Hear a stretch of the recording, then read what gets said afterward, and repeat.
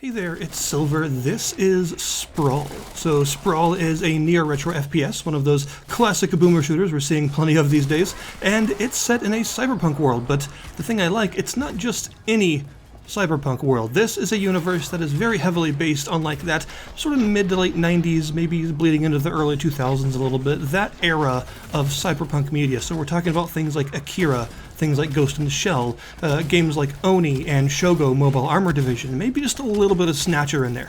I'm a little bit biased because this is my personal favorite era of cyberpunk media. This is the stuff that I prefer the most. I love that sort of heavily Asian-influenced, interesting, kind of dingy cyberpunk that that era created, and this is a really good example of it. You are in the megacity, the classic megacity that you've probably seen in a lot of cyberpunk media, but in this case you are in a sort of very industrial, dingy, grungy part of the city for a lot of your experience. You do go through some streets and some, taller buildings and things, but even those are very dirty. So if you're looking for like that sleek, neon-soaked cyberpunk, this is not that. This is a very different kind, and it's personally one that I have a lot of fondness for.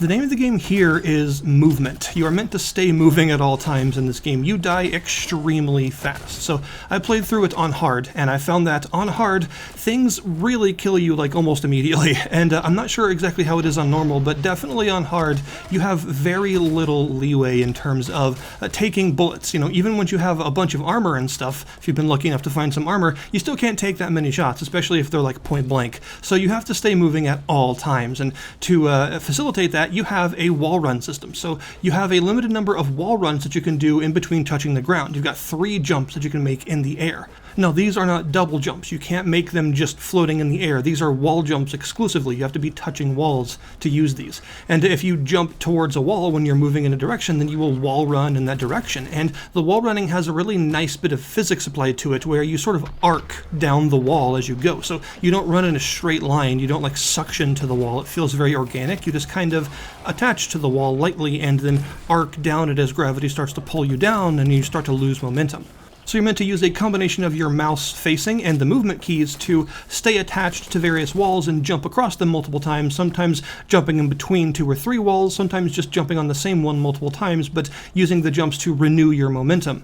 And the whole time you're doing all this, you're going to be assailed by large numbers of enemies. And this is where the second main mechanic of the game comes in, the weak point system. So you have very little ammo in this game. The maximum amount that you can hold for every weapon is very limited. So, for instance, your shotgun can hold 24 rounds. Your grenade launcher only 6. So you don't carry a large surplus of ammo with you at every arena. So part of the arenas are dedicated to having lots of ammo lying around, and you're meant to use your movement capabilities to actually reach this ammo and health and sometimes armor and stuff to keep yourself armed up, but also you're meant to keep an eye on the enemy's weak points. As a very major mechanic of the game, you have an adrenaline system. This is bullet time, and bullet time is, it's always fun. I can't think of any game that used bullet time badly. It's always nice to have, and in this case, it's got the extra benefit of highlighting enemy weak points if they have them. So if you hold the bullet time button down, which by the way is bound to the right mouse button by default, which should show you how important it is, if you hold it down, then enemy weak points will glow, and this is a nice way to tell you, hey, shoot here.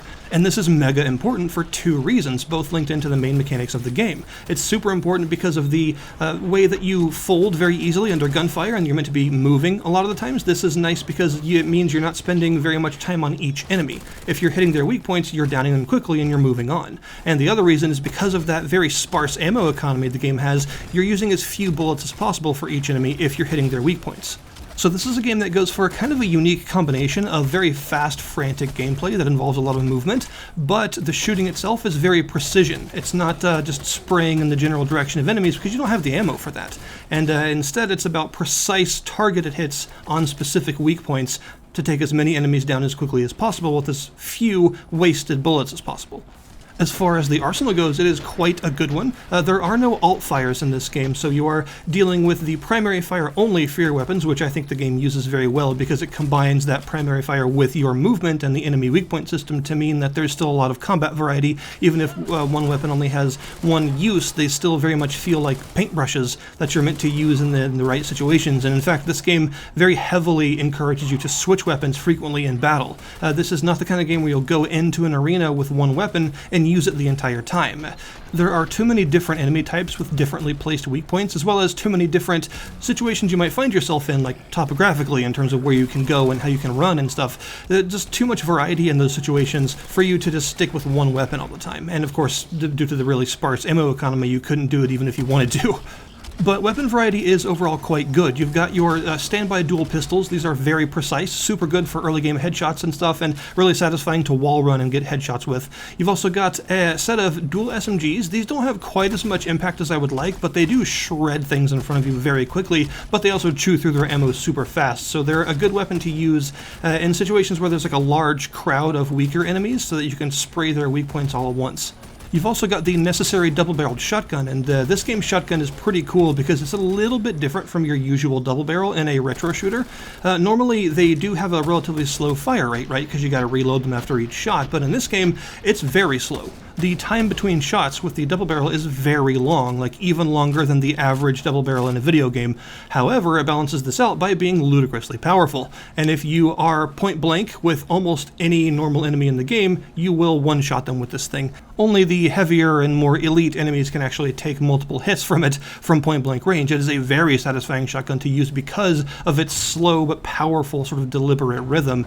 And it also is unique among a lot of video game shotguns in that it actually has range. You can use this thing at a longer range than you might expect because it's got a relatively tight spread to its shot pattern. It actually extends out pretty far, so you can use it at a fair distance. It's nice because it's just good to have a video game shotgun that isn't a waste of ammo to use it at medium range. So this is very helpful when wall running, especially because you're usually relatively far away from enemies while you're doing this, and this means you can use it to wall run around enemies, get behind them and hit them in the back of the head and things with it in order to take apart enemies with those powerful, well-placed weak spot hits. It's just a really satisfying weapon to use. You've also got some other more exotic stuff that you get later on. You'll get a grenade launcher that is quite effective. It's got a nice arc to it. It's nice to use at like a kind of a medium distance. It does do crazy amounts of self-damage, so you do not want to use it close up, and it is also satisfying to arc accurate shots with while you're wall running. You also get a railgun, which is super fun to use. It has a relatively long charge-up time, but it is of course super powerful, and it is absolutely pinpoint accurate. Every shot goes exactly at the center of your crosshair every time, even when you're going really fast. And wall running and stuff, you can rely on this being like a very long-range sort of headshot weapon, basically. This is the kind of weapon that you need to use weak point hits with, or else, because you can't hold very much ammo for it, but if you do weak point shot with it, then it's going to take out whatever you hit pretty much. You've also got things like the chain gun, which is an unusually slow-firing chain gun for a video game, but it also has what I consider to be a really satisfying rhythm to its shots. It is also astoundingly accurate at long range, which is very rare for a gun like this in a game, and is just really fun to use. It just takes things to pieces, but it does slow you down when using it. However, it does not slow you down when you're wall running, so you are encouraged to use this thing with your mobility to allow yourself to move quickly with it, because otherwise you can't move quickly if you're just trying to walk around. And you'll eventually also get a rocket launcher, and the rocket launcher is pretty unique in that it's actually a swarm rocket launcher. It does not fire a single fast-moving projectile, but rather a large cloud of them in sort of a spread, so it's like a rocket shotgun. It's really awesome. It's good at like a medium-range sort of airstrike weapon, right? Like you wall run over a group of enemies and then pepper the ground with a big spread of rockets from the sky, that kind of thing. It's very good at that, and it's super fun to use, but expectedly you can't hold very many rounds for it, so you've got to be careful when you use it. So you're meant to combine this arsenal with your adrenaline power for bullet time and all of your movement capabilities. And something I want to mention is that the movement in this game feels really good. And I don't just mean the wall running, which obviously feels good, but I just mean the general movement, the way the physics of your character actually feels. The player movement is really nice. You have a certain amount of momentum to you, but you don't feel super heavy, but at the same time you're not so light as to slide around all over the place. You have really precise air control, so hopping from wall to wall and stuff feels very natural and very fluid. The wall running physics, the feel of how it works, are so precise that you can pretty much immediately get the hang of using them, even in situations you haven't found before. So if you come across a sloped wall or a curved wall or a set of oddly angled walls or something, you don't really have to finick around with the controls to make it work. You can just do it, and the physics are such that you will immediately feel at home, even if it's a new situation, which is always a positive for me. That's one of the things I look for when it comes to really good FPS player movement, right? Like, how natural does it feel? Is it so natural that I can be put in all kinds of new arenas and new situations and not need a tutorial on how to deal with these situations because it just feels natural enough to use that I can figure it out on my own on the fly? And this game absolutely does that. The movement is fluid and responsive and natural, and it always feels like you're in full control of your character, and it makes the maps a joy to explore. And that's another thing to mention. The map design in this game is really, really good. The levels are pretty long, and they have a lot of arenas, often interspersed with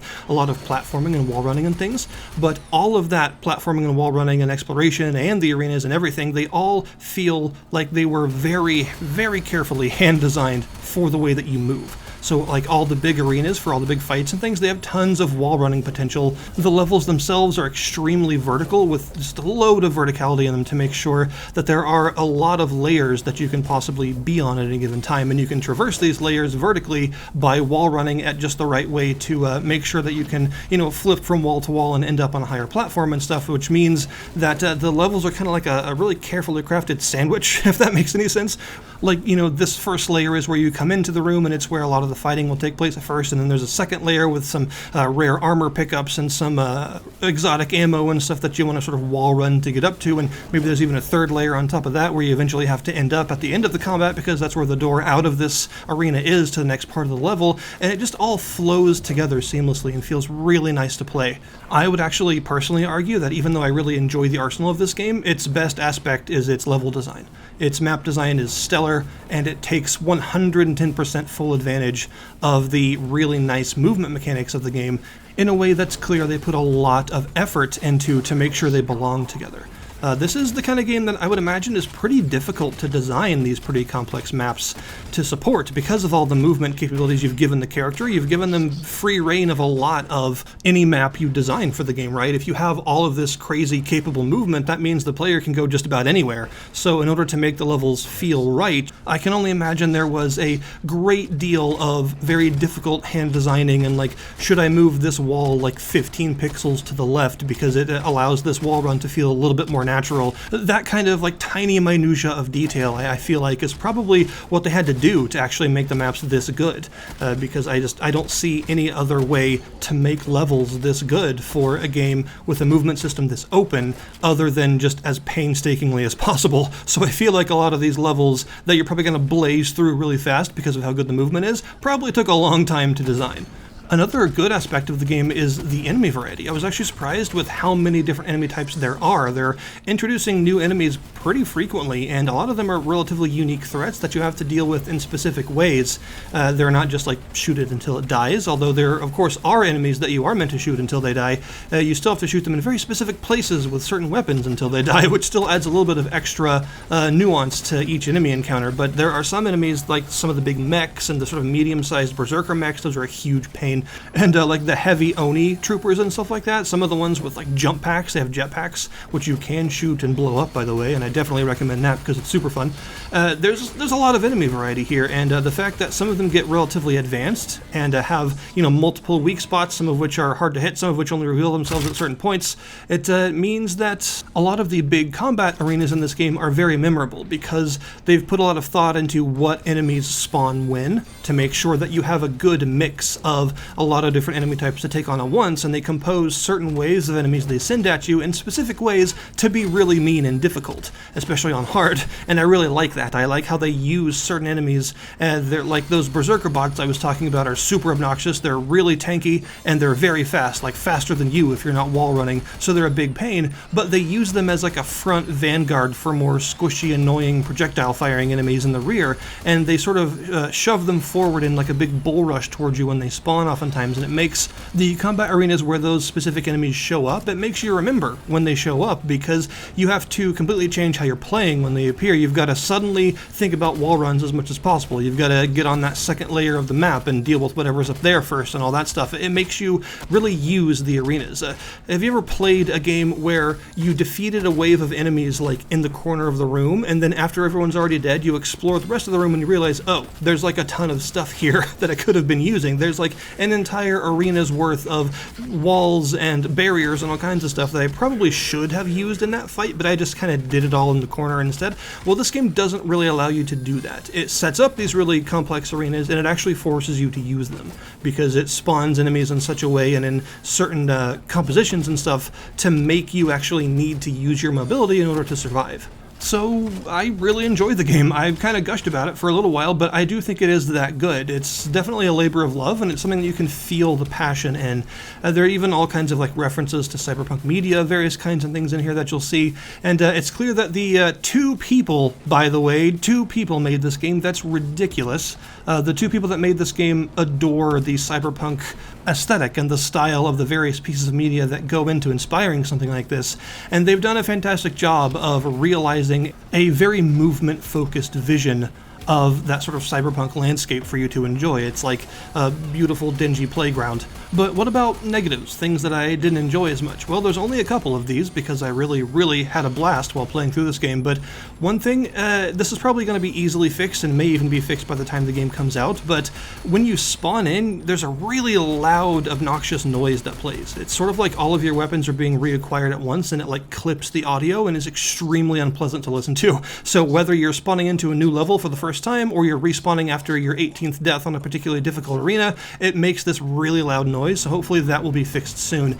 And the only other real complaint I have is that the episode 1 boss is not as good as it could be. It's not a bad boss. I'm not gonna go out and say that it's actively bad. I don't think that. I just think it's not what it could be, because you've spent the last 5 levels polishing up this really fun movement system, your skills at wall running and all that stuff, and the boss is just in a sort of big flat square. There are no walls to run on or platforms to use or anything like that, and it feels kind of odd that the game has helped you practice these skills until you get to the boss and you can't actually use any of them for the boss. You can wall run on the red barriers on the outside of the arena, but there's not really a point to doing that because it doesn't help you fight the boss. The boss is actually relatively simple, even though it kind of bugged out for me a little bit, and I had to empty its health gauge like multiple times before it went down. But, you know, it's a fine boss. There's nothing like objectively wrong with it, I don't think. I just think it's a little bit weird how the game has such an amazing movement system and some really awesome player mobility, and then doesn't use any of it for its first big boss battle. But aside from some pretty tiny complaints, I've really enjoyed my time with SPRAWL. I think it is a fantastic neo-retro shooter, and if you're at all a fan of FPS or of cyberpunk media or just of older school shooters like some arena stuff, maybe some Quake-inspired stuff, if you're a fan of any of that kind of stuff, this is definitely going to be something that you'll enjoy. The level design and the arsenal are both top-notch in terms of giving you a really fun set of tools and then putting you in a big cyberpunk playground to actually use them however you want. This is a blast to go through for sure, and I personally highly recommend it to anyone that just likes FPS and wants a really good one to play. This is up there with games like Turbo Overkill for me as just an adrenaline-soaked blast to go through. So I'll put the usual link in the description below this video to the Steam store page so you can go and check this game out for yourselves. Thank you guys very much for watching, and I'll see you next time.